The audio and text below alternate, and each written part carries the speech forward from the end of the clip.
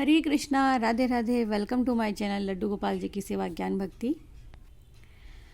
कैसे हैं आप सभी लोग? आशा रखती हूँ अच्छे ही होंगे। ये है आज के दर्शन और हमारे लड्डू बाबू के दर्शन, गोपाल बाबू के दर्शन। सर्दी बहुत हो रही है और ये है भोग के दर्शन। भोग बस हटाना ही है तो सोचा एक बार आपको दर्शन करवा दूँ।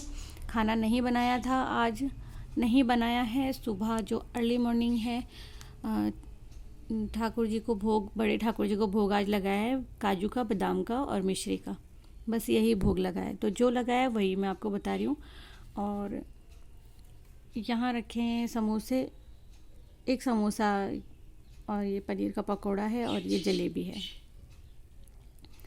तो तबीयत भी ऐसे थोड़ा सा लूज़ है तबीयत, और अभी रह ही रही है तबीयत। मतलब वैसे ठीक हूँ बाहर से, लेकिन अंदर बहुत पेन है, दर्द है, चलने में तकलीफ़ है। और इस दर्द से बड़ा एक दर्द होता है, वो होता है सीने में पल रहा दर्द। वो दर्द, ये दर्द है कि साला दर्द जाता ही नहीं है। तो मैं थक ही गई हूँ, बिल्कुल थक चुकी हूँ। इतना झूठी हंसी लेके लोगों को फेस करना सबसे मुश्किल होता है। एक बनावट वाली हंसी लेके सब लोगों के सामने जाना, फ़ोन पे बात करना बहुत इजी नहीं होता है ना। दीपक विसर्जित होने वाला है। शादी भी अटेंड करनी है आज, नहीं जाऊंगी तो बहुत से लोग बातें बनाएंगे कि आती नहीं है। पता है इस दुनिया में हमें समझने वाला केवल एक है, वो है हमारे ठाकुर। वो हमारी परिस्थिति समझते थे, स्थिति समझते हैं, सिचुएशंस हैंडल कर देते हैं। बहुत बहुत कम समय में समझने वाले हैं हमारे ठाकुर जी। कुछ कहने की ज़रूरत ही नहीं होती, केवल पलक छपकने की देरी है, आँख भरने की देरी है, हमारे ठाकुर समझ जाते हैं। कुछ फंक्शन तो अटेंड कर भी नहीं पाती हूँ। मुझे लगता है कि मैं वहाँ जाके ज़मीन में बैठ ही नहीं पाऊँगी। जो वहाँ दरिया बिछाई होती है, कुछ कीर्तन वगैरह होते हैं, अटेंड ही नहीं कर पाती हूँ क्योंकि मैं बैठ नहीं पाती हूँ। बहुत से लोग अभी भी पूछते हैं दीदी आपको हुआ क्या है? कुछ नहीं, बाहर से बिल्कुल ठीक हूँ, फेस एक्सप्रेशन अच्छे आते हैं, हाथ पैर काम करते हैं, बट ना हिप बोन में ना माइनर फ्रैक्चर है। बट वो माइनर फ्रैक्चर भी मायने रखता है उसको, जिसको दर्द हो रहा है, जिसके बॉडी में दर्द पल रहा है, उसको मायने रखता है। मीन्स मैं बैठना पड़ता है, बैठती भी हूँ, लेकिन वो दर्द जो होता है बैठने पर वो मैं ही फेस करती हूँ और आगे भी मुझे लगता है करना पड़ेगा। फंक्शन अटेंड करती हूँ, किसी एक के फंक्शन में चली गई, दूसरे में नहीं गई ना तो लोग तो दूर की बात है। मेरी जो पीहर वाली फैमिली है समझ जाते हैं, मेरे ससुराल में और जो हैं वो भी समझ जाते हैं। बट फिर भी कई लोग होते हैं वो बातें बनाते हैं कि आई नहीं, ये वो। खासकर कुछ मेरे ऐसे करीबी हैं ना, वो अगर एक रिश्तेदार के, दूर का कोई रिश्तेदार हुआ वहाँ चली गई ना, केवल रिलेशन बना के रखने के लिए कि कोई समझेगा नहीं, हमें जाना ही पड़ेगा, तो हमारे अपने ही कह देते कि वहाँ तो चली गई, हमारे यहाँ आने में प्रॉब्लम है। बट वो ये नहीं देखते कि वहाँ जाना ईजी था। हर बार यार एक ओला उबर करके जाना इम्पॉसिबल होता है, ये हर कोई समझ नहीं पाता है। बहुत सी बातें करनी होती है तो मैं आप लोगों के साथ जुड़ जाती हूँ, आके आप लोगों से बात करती हूँ, तो सोचा दर्शन भी करवा दूँ। अब जो सेवा है, वैसे तो इनकी सेवा बहुत सरल ही है, कोई कठिन नहीं है, बट एक सरल भाव ये आ गया कि अब मैं इनको बार बार देख पाऊँगी। जब भी दिल भर आता है ना, दौड़ के जाना पड़ता है इस रूम में, और अपना दिल मैं सिर्फ इनके सामने ही खोल पाती हूँ, इन्हीं को बता पाती हूँ। ऐसा फर्स्ट टाइम हुआ है लड्डू बाबू कि मैंने आप लोगों के सामने कोई फरियाद की हो और वो कबूल ना हुई हो। इसके पीछे कोई ना कोई रीज़न है ना, क्योंकि सोने को खरा होने में, सोना बनने में पहले आग से तपना पड़ता है। उसका दोष हम भगवान को नहीं दे सकते। आई थिंक मैं भी खरा सोना बनने जा रही हूँ और मुझे आग से तपना पड़ेगा, गुजरना पड़ेगा उन परिस्थितियों से। एक जब हम लोग अंदर से कमज़ोर खुद को महसूस करते हैं तो शायद एक हर छोटी छोटी बात हमें हर्ट कर जाती है।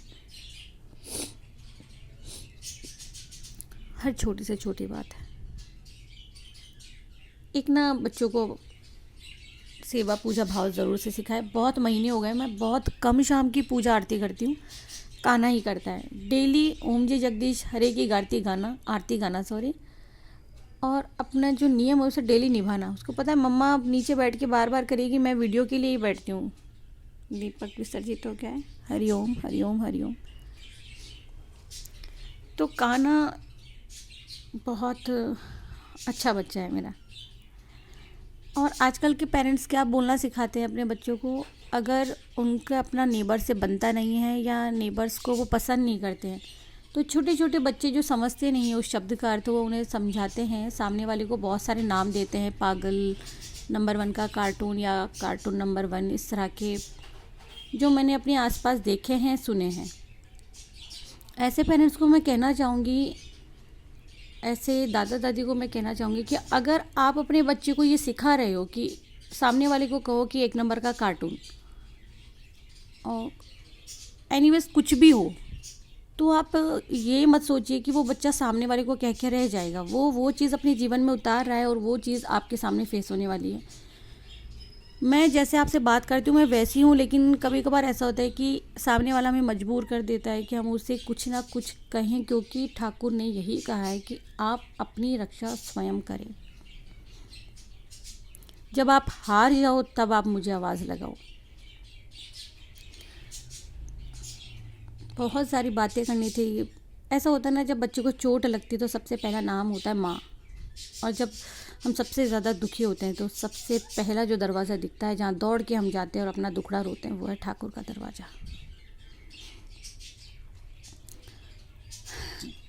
चलो भोग हटा देती हूँ मैं,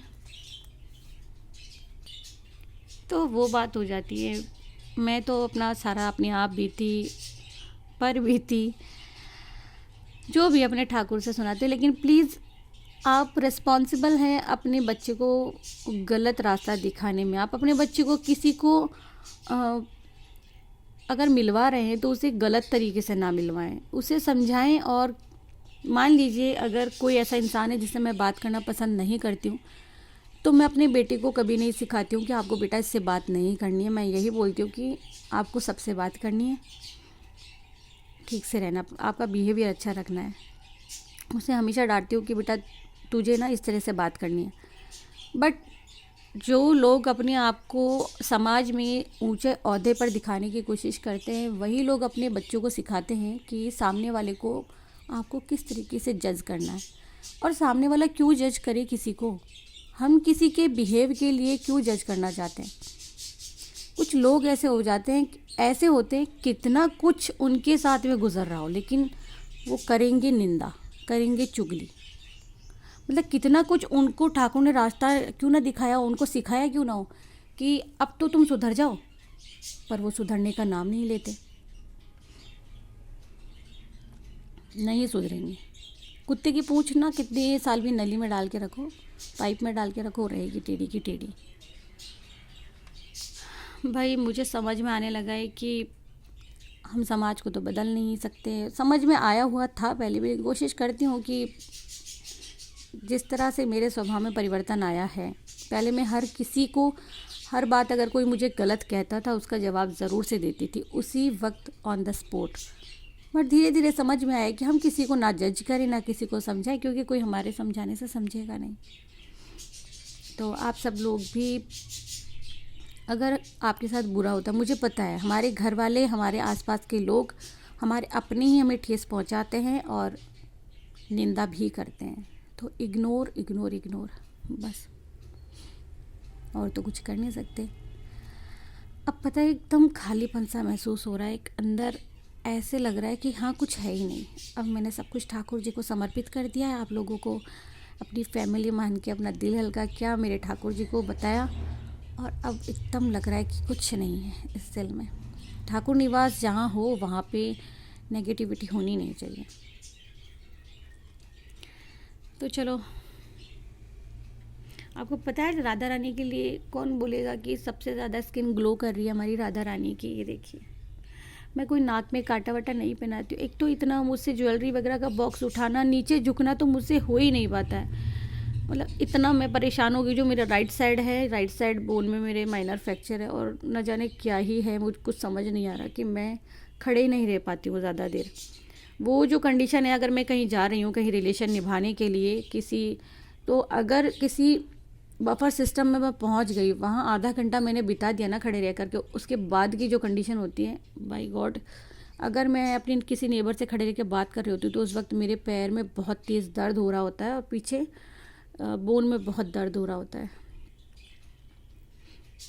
अब इतना दुखड़ा रो दिया, ठाकुर जी सुन ही रहे होंगे। ये तकलीफ़ भी बहुत अलग है। चलिए, आशा करती हूँ कि वीडियो पसंद आएगा। पसंद आता है तो प्लीज़ वीडियो को लाइक करें, चैनल को सब्सक्राइब करें, फ्रेंड्स फैमिली में ज़रूर से शेयर करें। मैं मिलती हूँ नेक्स्ट वीडियो में, तब तक के लिए हरे कृष्णा, राधे राधे।